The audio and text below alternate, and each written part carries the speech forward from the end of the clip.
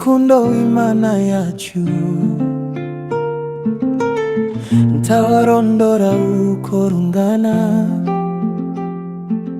rusumba ukwezi, rusumba izuba, kandi ikuzimu rugerayo. Rwatumye Yesu aza mw'isi yacu, ngo indushyi aturure,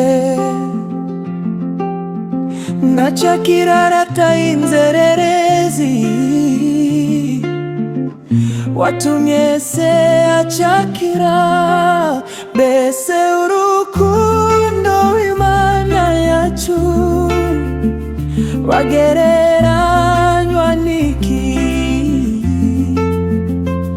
Mu ijuru n'isi baruririmbe, kugeza iteka ryose. Ingoma zose zo mu isi yacu zija zihita zishiraho, abanga Imana ndibayisenge bazapfa bose be kwibukwa. Nyamara urwo rukundo rw'Imana rutagira akagero, urudukunda twe abari mw'isi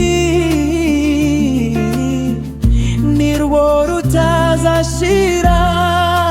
Mbese urukundo rw'Imana yacu rwagereranywa n'iki? Mu ijuru n'isi baruririmbe, kugeza iteka ryose. Inyanja zose zabanka wino, ijuru rikaba impapuro, ibyatsi nabyo bakabigira, byose urujumu tubanditsi. Ab'isi bose bakandikaho iby'urukundo rwayo, tibabimara ntibyakwirwa, akamenya inyanja ariyo. Bari Imana yacu rwagereranywa n'iki? Mu ijuru n'isi baruririmbe, kugeza iteka ryose. Tera uko ikunda umwana wayo, je niko inkunda ndakwiriye.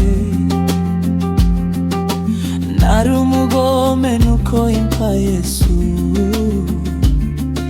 ngo ambambirwe ku musaraba. Mubo yacunguje ayo maraso, nzi yuko nanjye ndimo. Nzajya ndirimba urwo rukundo,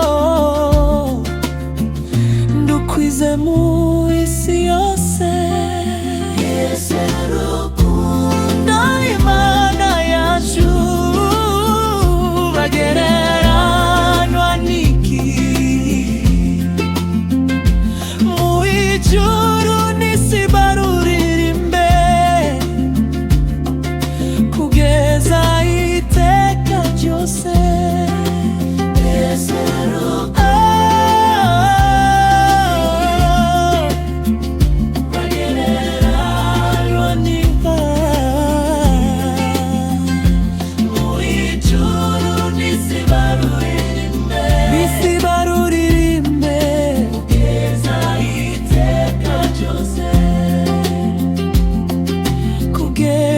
iteka ryose.